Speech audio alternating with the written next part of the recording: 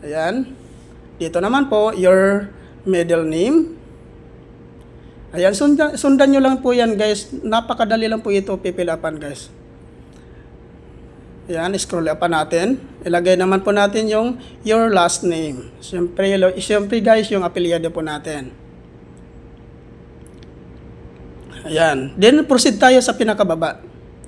Makita naman po natin yung birthday. Your birthday. Siyempre ilagay po natin yung alam naman po natin lahat na information po natin sa sarili po natin guys, no? So ilagay lang po natin dyan. Ayan. January. Then yan. Sundan nyo lang po yan guys. Napakadali lang po yan. Yan. 1987. Ayan, hanapin po natin dito. Ayan.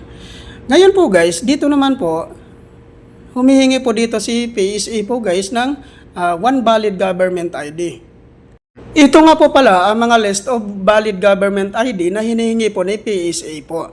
So, which is yung prepared ko dito na ID guys ay driver's license po. So, yan po yung pinaka ko guys, prepared ID ko. So, click po natin ang driver's license. So, ayan. So, ngayon guys, ang sunod natin gagawin ay